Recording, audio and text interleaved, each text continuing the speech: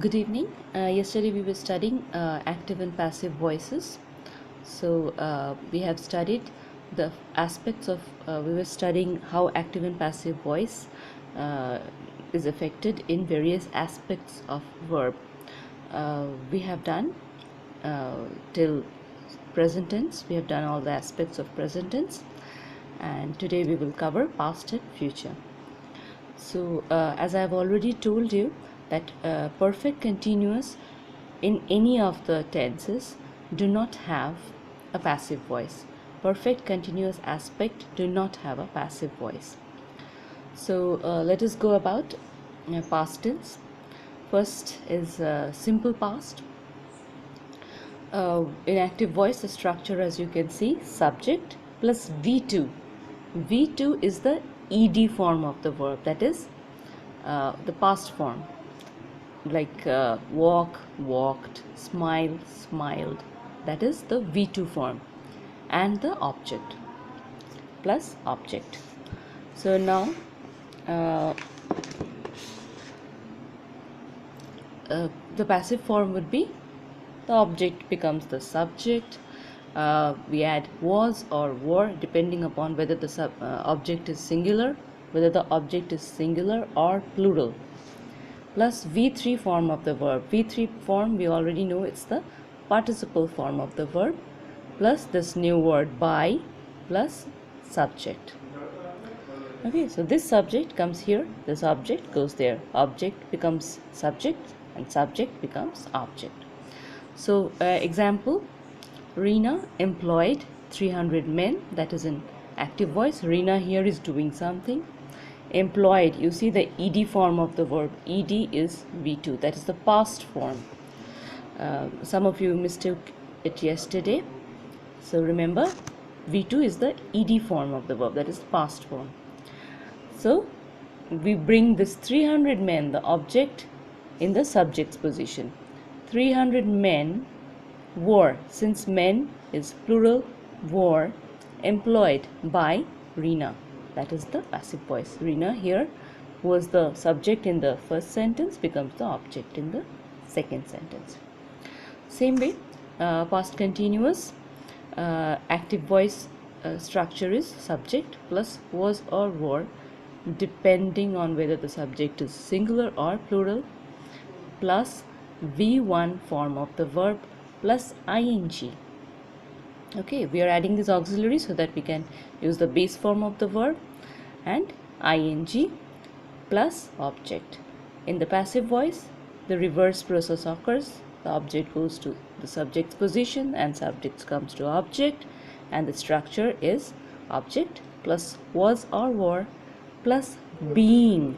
This new word comes into play. Being plus V3 again is the participle form of the verb, plus by plus subject. So now let us go into example. I was learning my lesson. My lesson is the object goes in the subject position. My lesson was being learnt by me. So being learnt is the participle form of learn. Now the last aspect of not the last aspect, actually it's the third aspect. The last aspect, perfect continuous, does not have a passive voice. So the third aspect of past tense is past perfect. In active voice, the structure is subject plus had plus V3, that is the participle form of the verb, plus object. And in passive form, we have object. This object gets transferred there. Object plus had plus been plus V3 form of the verb plus the subject plus by plus subject. So if we take the examples, I had already done my work. I had already done my work. I is the subject. Now my work, the object becomes the subject over here.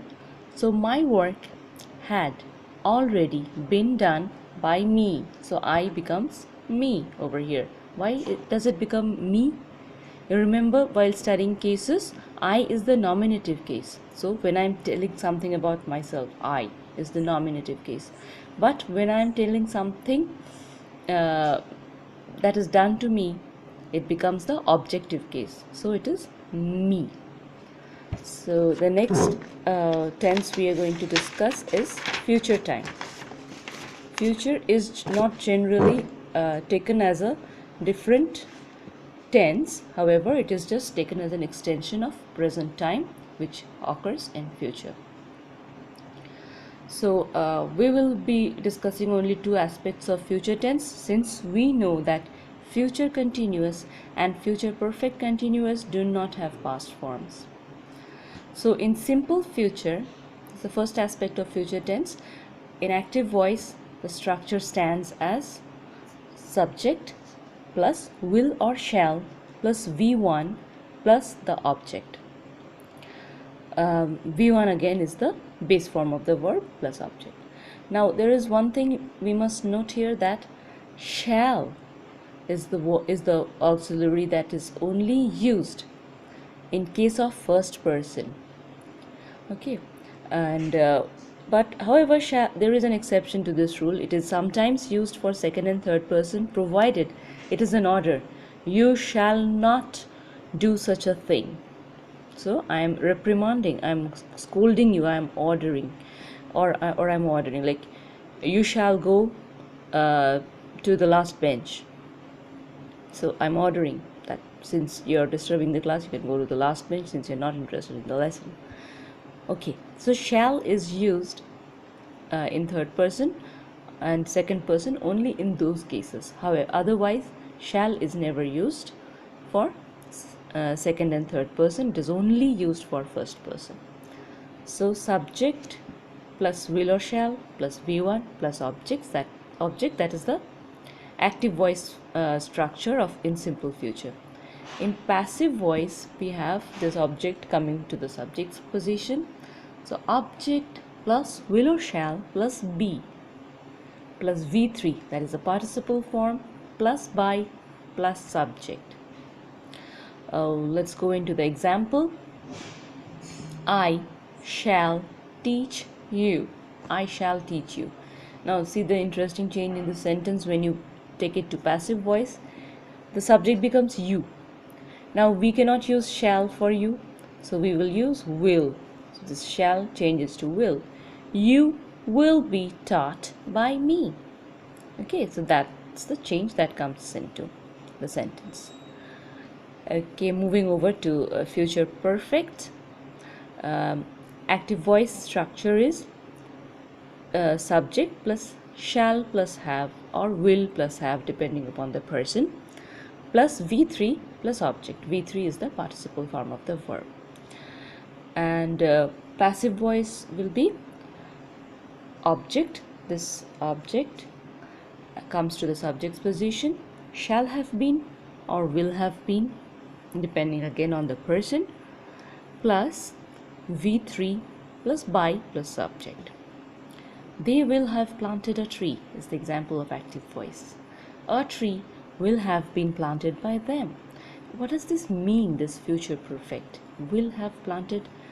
That means at a future point of a time, suppose by tomorrow they will have planted a tree. So say today is Sunday, by Monday afternoon they will plant a tree in the garden. So I will say, I'm telling to you today that by tomorrow they will have planted a tree. So maybe I have instructed them to plant a tree, so by tomorrow they will accomplish the task. Okay, now again a small reminder that future continuous and future perfect continuous do not have passive forms. So that is the second part of your active and passive voice. That wraps up the topic. So I need you to practice this past form and future form, all the aspects in which passive form is possible. Please create one sentence each and convert it into passive voice. and show it to me. Thank you.